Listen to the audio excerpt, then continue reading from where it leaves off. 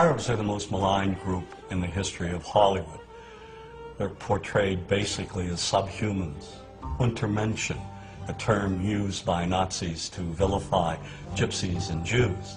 These images have been with us for more than a century.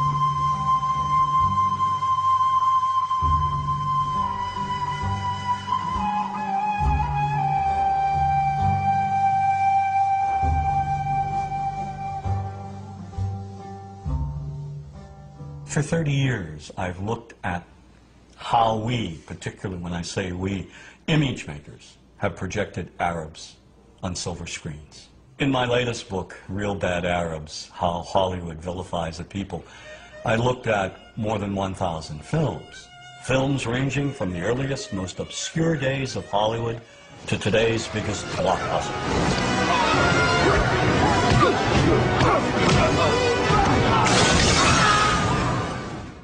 And what I tried to do is to make visible what too many of us seem not to see, a dangerously consistent pattern of hateful Arab stereotypes. Stereotypes that rob an entire people of their humanity. All aspects of our culture project the Arab as villain. That is a given. There is no deviation.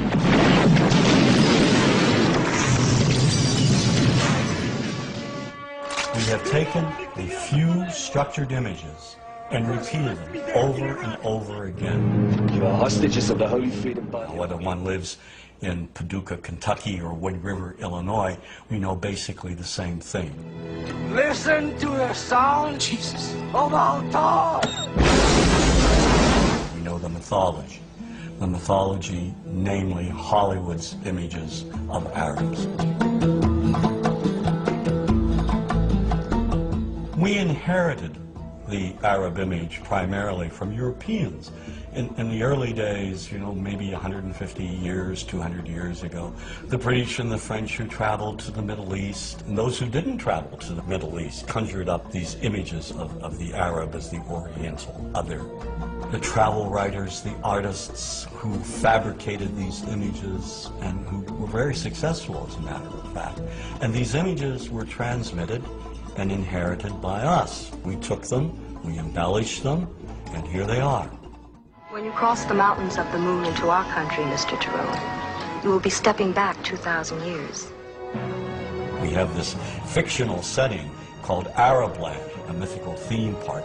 And in Arabland, you have the ominous music, you have the desert. We start with the desert, always the desert as a threatening place. We add an oasis, palm trees, a palace that has a torture chamber in the basement. The pasha sits there on his, posh cushions with harem maidens surrounding him. None of the harem maidens please him, so they abduct the blonde heroine from the West who doesn't want to be seduced. When we visit Arabland, we must be aware of the instant Alibaba kit. We have the property masters of Hollywood going around, and they're cladding the women in see-through pantaloons, belly dancing outfits. They're giving the Arab villains scimitars, these long, long scimitars. We see people riding around on magic carpets, turban charmers programming snakes in and out of baskets. Yesteryear's Arab land is today's Arab land. You are late. 1,000 apologies, oh patient one. You have it then. I had to slit a few throats, but I got it. Disney's Aladdin was seen by millions of children worldwide. It was hailed as one of Disney's finest accomplishments. But the film recycled every old degrading stereotype from Hollywood's silent black and white past. Oh, I come from a land, from a faraway place, where the caravan camels roam, where they cut off your ear if they don't like your face. It's barbaric, but hey, it's home. Where they cut off your ear if they don't like your face. It's barbaric, but hey, it's home. Now, how could a producer with a modicum of intelligence, just a modicum of sensitivity, let a song such as that open the film? But this moves way beyond one song. You must be hungry. Here you go. You'd better be able to pay for that. Do you know what the penalty is for stealing? No, no, please. The Arab is one-dimensional caricature, cartoon cutouts used by filmmakers as stock villains and as comic relief.